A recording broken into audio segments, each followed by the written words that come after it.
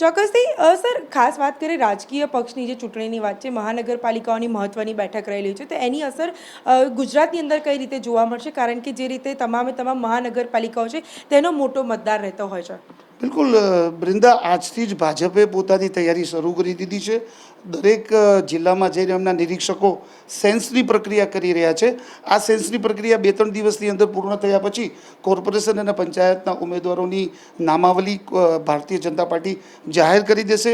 આમ આદમી પાર્ટીએ ઓલરેડી 460 ઉમેદવારની યાદી જાહેર કરી દીધી છે. કોંગ્રેસે પણ તમામ જિલ્લા શહેરોમાં જઈને પોતપોતાની એક્સરસાઇઝ શરૂ કરી દીધી છે. ખાસ કરીને આ વખતે ત્રિકોણીયો જંગ જામશે. જ્યારે 5 વર્ષ પહેલાં ચૂંટણી હતી ત્યારે પણ ભાજપ, કોંગ્રેસ અને આમ આદમી પાર્ટી વચ્ચે જંગ ખેલાયો હતો. ત્યારે આમ આદમી પાર્ટી એટલું બધું કાઠું કાઢી શકી નહોતી. હા, 100% ટક્કર એવી બધી આપી હતી કે ઘણી બધી જગ્યાએ કોંગ્રેસના ઉમેદવારના જે પરાજય થયા એમાં આમ આદમી પાર્ટી કારણભૂત બની હતી. પરંતુ આ વખતે એટલે કે વિધાનસભાની ચૂંટણીમાં જે આમ આદમી પાર્ટીએ ખૂબ સારું પરફોર્મન્સ કર્યું, ત્યારબાદ એટલે કે 5 વર્ષ બાદ જે કોર્પોરેશનની ચૂંટણી યોજાવા જઈ રહી છે, એટલે આમ આદમી પાર્ટી પણ કાઠું કાઢવાની કોશિશ કરશે. ખાસ કરીને આમ આદમી પાર્ટીએ સુરત, રાજકોટ સહિત સૌરાષ્ટ્રની મહાનગરપાલિકા ઉપર પોતાનું ધ્યાન કેન્દ્રિત કર્યું છે.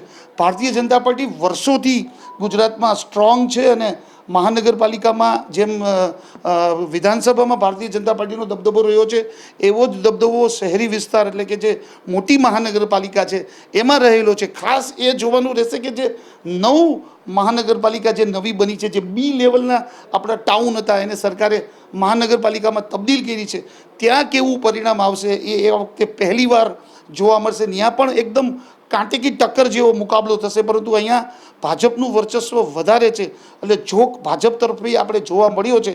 પરંતુ આ વખતે જ્યારે ત્રિપાખીયો જંગ એકદમ જામવાનો છે, આમ આદમી પાર્ટી પણ ટક્કર આપવા માટે આગળ છે, કોંગ્રેસ એની રીતે કમર કસે છે, ત્યારે જોવાનું એ રહેશે કે આ વખતની ચૂંટણી ખૂબ જ ઇન્ટરેસ્ટિંગ થશે. અને બાય ચાન્સ જો એકસાથે ચૂંટણી થાય છે, આ બહુ મહત્ત્વની બાબત છે કે 42 જિલ્લા પંચાયત, 262 તાલુકા પંચાયત અને 72 નગરપાલિકા, એ જો મહાનગરપાલિકા સાથે યોજાય છે તો તંત્રની પણ બહુ મોટી કસોટી થવાની છે. કારણ કે અત્યાર સુધી બંને ચૂંટણી અલગ અલગ થતી હતી, એટલે શહેરી વહીવટી તંત્રને મહાનગરપાલિકા તરફ ધ્યાન આપવાનું થતું હતું ને 4-5 દિવસ પછી જિલ્લા પંચાયતોની ચૂંટણી આવતી હતી.